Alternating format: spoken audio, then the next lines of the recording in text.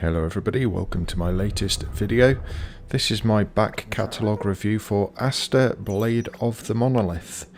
Now I must say that I did want to do a bit more recording after the prologue section, however this is the trial. I haven't bought the game and it only lasts 2 hours, and unfortunately my 2 hours was up before my recording finished, so I lost the recording, unfortunately. So you'll have to make do with all of the stuff from the prologue section. Hopefully that will be enough. Now, as you can tell from on screen, it's quite a cutesy little game. It's an indie game and was released on PlayStation in May 2024. It's an action RPG, and it's an open world action RPG. Unfortunately, all of the prologue section is kind of underground, so you don't see the open world. You start to see it right at the end, but I didn't get time to kind of run around and show you guys what I saw. That being said, I think you should get an idea of what the game's like from this section. So, as the title states, you play as Astor. Astor is one of the Diokek, I think they're called, and the premise of the game is that you have basically been kicked from your lands by a rival tribe. The idea to get runic power, become the chosen one, and basically kick this enemy from your lands, in effect. It's a very basic, simple story, but because it's obviously trying to be a cutesy game, I say that because just the design that they've gone with for the characters, it kind of fits being a simple story. If it was a really in-depth, detailed story, I don't think the art direction would do it justice. But the fact it is something quite nice and cutesy and fun, the smaller story does work. Now these are the enemies. They're kind of a strange looking version of the Diokek, and the majority of the enemies you'll come across, at least in the opening sections. As I say, I didn't get very far. I only had 2 hours. The estimated time to complete the entire game is 20 hours. So basically 10% of what was going on was taken up in this section. I did have a bit of a wander around in the outside world and do some things. And when I did come to do some recording, after I'd kind of learnt a bit more and wanted to do some gameplay for this video, that's when my trial ran out. So I should probably have been recording all along, and then I would have at least have some of the outer world. That being said, this is obviously giving you instruction on how to use all of your abilities. The combat is interesting. I mean, your shield blocks pretty much everything, so you don't have to do perfect parries or anything like that. There is a dodge mechanic, but the buttons that they use for these things are a little bit weird. So, attack and strong attack, okay, they're in a weird place. So strong attack is circle. Circle is usually used for evade in most games. I don't know whether you can keybind. I think you probably can, but it's not something that I tried. I try not to do that in games because I don't want all of my games to feel the same, in effect. As you can see, I'm practically dead already, and this is the prologue. So this is either me being extremely bad, or it is relatively difficult combat.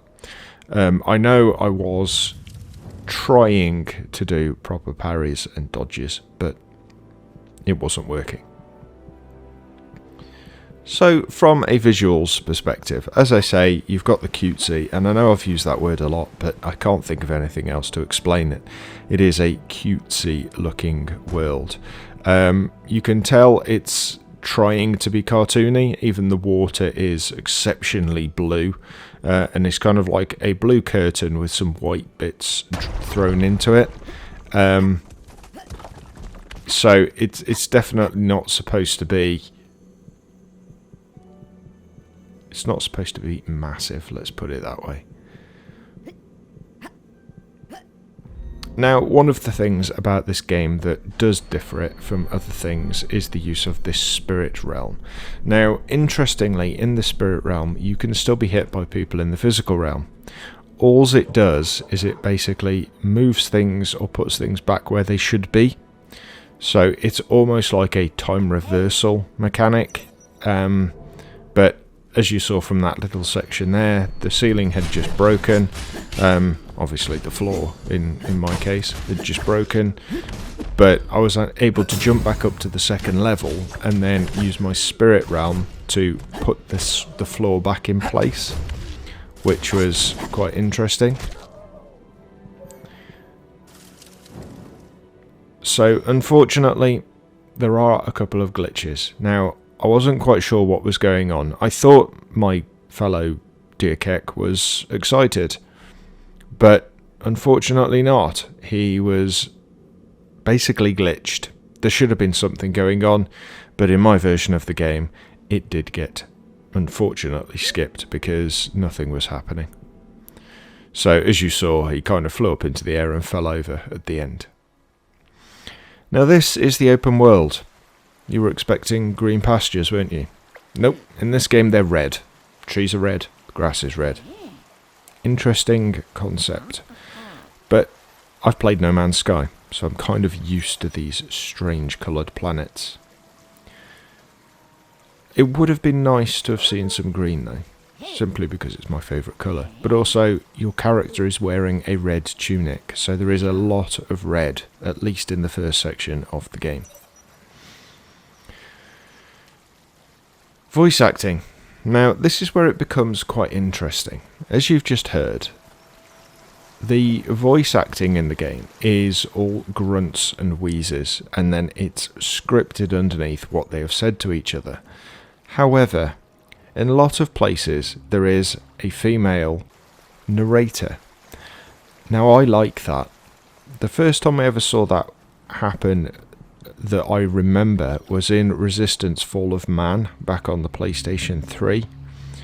I absolutely loved the way the story was told in that, and this seems to be a very similar idea.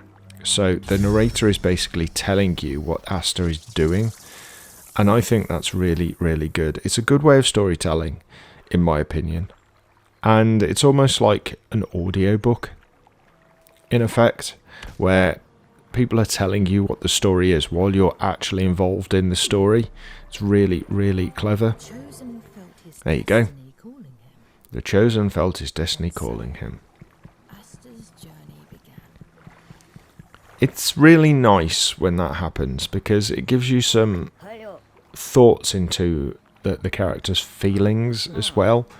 And especially in a game where the character has no voice, it's nice to have an actual voice to tell you what's going on.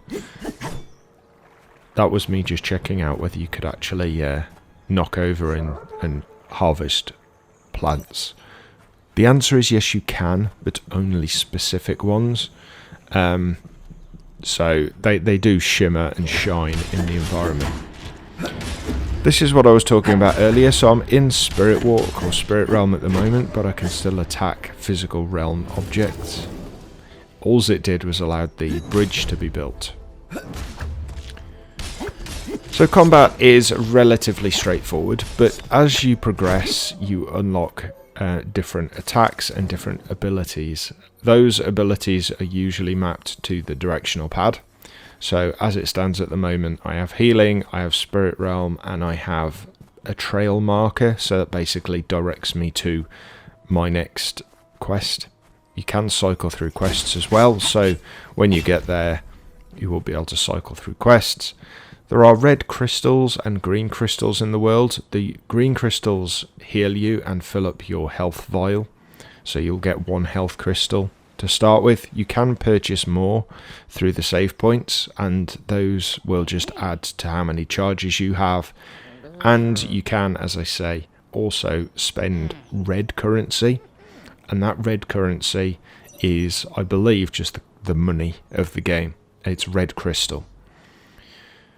At save points, you can also level up your skills and buy new skills, and those costs real in-game, well, not real money, but the in-game money, the red crystals, but also some special items that are hidden within the world. They're kind of like a blue glowing pyramid, and it's kind of a skill point. So you find skill points, in effect, throughout the world. Overall, I really did enjoy my time with this game. It wasn't something I was expecting to.